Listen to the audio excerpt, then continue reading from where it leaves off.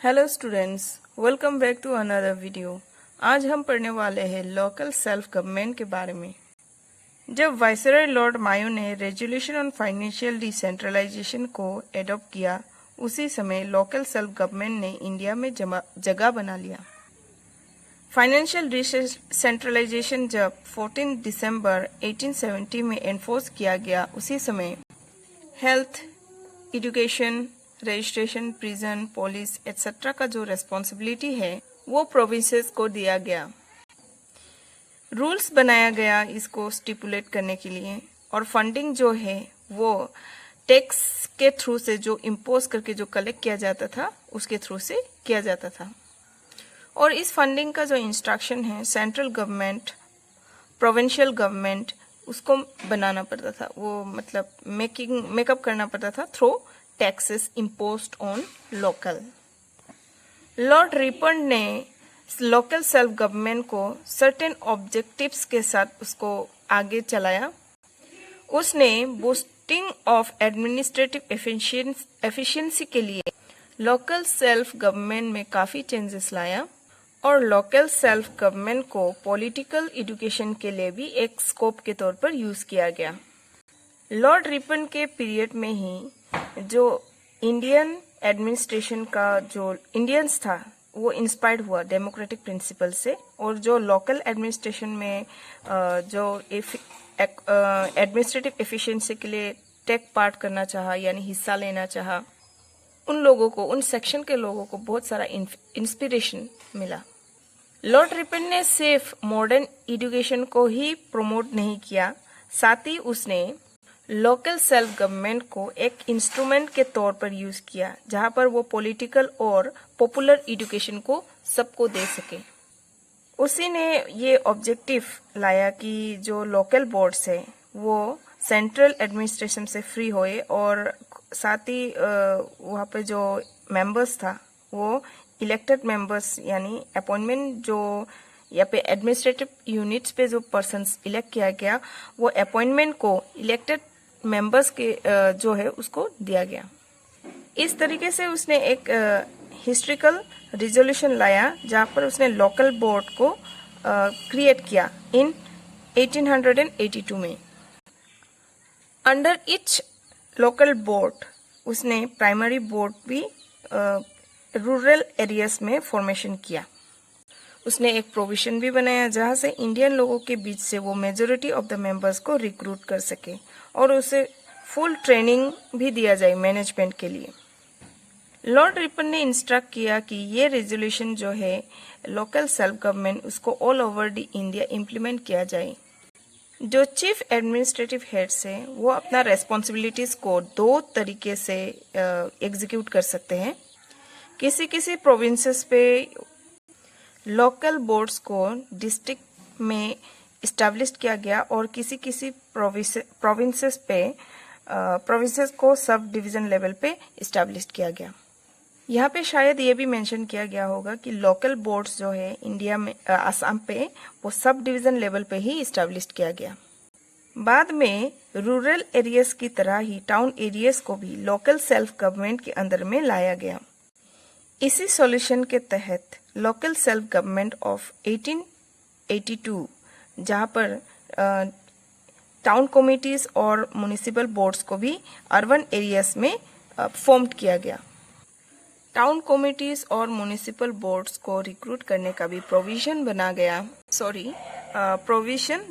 गया, जिसमें 75% of the members उसको इलेक्शन के थ्रू ही इलेक्ट किया गया था। इवन चेयरमैन को भी इलेक्शन के थ्रू से ही इलेक्ट किया गया अगर जरूरत पड़े तो। लेकिन जो सेक्रेटरी ऑफ स्टेट है उसने लॉर्ड रिपन का जो लोकल सेल्फ गवर्नमेंट है उसका कुछ इम्पोर्टेंट प्रपोजल्स को रिजेक्ट किया। इंग्लिश गवर्नमेंट ने लॉर्ड रिपन का प्रपोजल को सपोर्ट नहीं किया, जिसमें उसने प्रपोज किया था कि इलेक्टेड मेंबर्स जो है लोकल बोर्ड्स पे वो इंडियंस लोगों को ज़्यादा परसेंट में बढ़ा दे, और साथ ही नॉन ऑफिशियल मेंबर्स जो है चेयरमैन, वो नॉन ऑफिशियल जो चेयरमैन था वो इंडियंस लोगों को ना दे। लॉर्ड रिपन चाह रहा था कि वो इंडियन लोगों को कुछ सुविधाएं दे, लेकिन जो ब्रिटिश गवर्नमेंट था यानी इंग्लिश गवर्नमेंट, वो नहीं चाह रहा था कि वो इंडियंस लोगों को ऐसा कुछ मौका दे। जो द एक्ट ऑफ 1885 ने ये एम्पावर्ड किया है, यानी ये पावर दिया है डिस्ट्रिक्ट कमिश्नर को कि वो लोकल जो बोर्ड है उसके ऊपर में लीड ले सके, यानी वो प्रिसाइड कर सके। लॉर्ड रिपन ने ये एक्सेप्ट किया कि लोकल बॉडीज को इलेक्ट करके यानी जनरल पीपल सबको, जो इंडियंस लोग है उसको इलेक्ट करके वहाँ पे लोकल बॉडीज बना दे।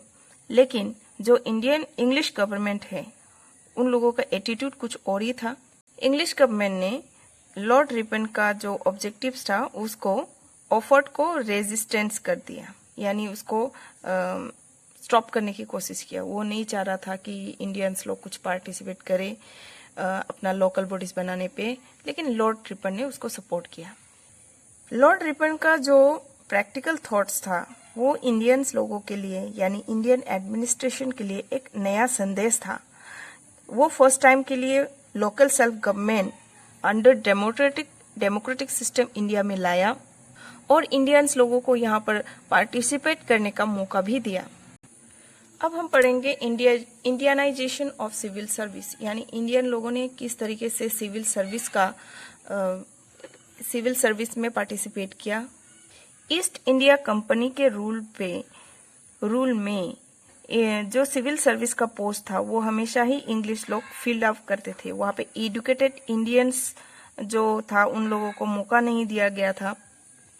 बाद में जो एजुकेटेड इंडियंस था सिविल सर्विस का पोस्ट को ट्रांसफर करने के लिए रिक्वेस्ट किया, यानी रिक्रूट करने के लिए रिक्वेस्ट किया, जब पावर ऑफ इंडिया ब्रिटिश का हाथ में आ गया। यानी पहले तो कंपनीज रूल था, कंपनी के बाद में जब ब्रिटिश गवर्नमेंट ने अपने हाथ में ले लिया, उसी समय जो एजुकेटेड इंडियंस था रिक्रूट करने के लिए रिक्वेस्ट किया।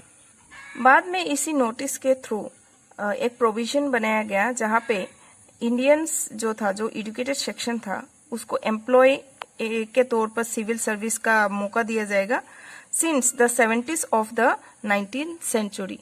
यानी 19th सेंचुरी लगभग आप पकड़ लो 1870 के बाद से इंडियंस लोगों को इस तरीके का मौका दिया गया। According to the provision of the chartered act 1793, जो हाईएस्ट पोस्ट था इंडियन एडमिनिस्ट्रेटिव सिस्टम का वो सिर्फ सर्विसमैन ऑफ द कंपनी को ही दिया गया था। उस टाइम पे उन लोगों को एक एफिडेविट साइन करना पड़ता था जहाँ पर पर्सनल ट्रेड या फिर उन लोगों को उस टाइम पे मतलब साइन करना पड़ता था वहाँ पे कि वो लोग ट्रेड करना चाहे। इस एफिडेविट में उन लोगों को साइन करना पड़ता था जहाँ पे वो लोग नाइदर वो लोग पर्सनल ट्रेड करेगा ना ही वो लोग कुछ प्रेजेंट या फिर एक्सेप्ट करेंगे या फिर एक रिटर्न प्रॉमिस था मतलब कि। फिर इसके बाद जो गवर्नर जनरल लॉर्ड कॉर्नवालिस था उसने इंग्लिश गवर्नमेंट के साथ आर्ग्यू किया कि इस तरीके का साइन वो ना करे ताकि वो ट्रेड भी ना कर सके और किसी का प्रेजेंट भी एक्सेप्ट ना हो, एक रिटर्न प्रॉमिस दे, ऐसा तो हो नहीं सकता है। इसीलिए लॉर्ड कॉर्नवालिस ने इस पर आर्ग्यू किया था।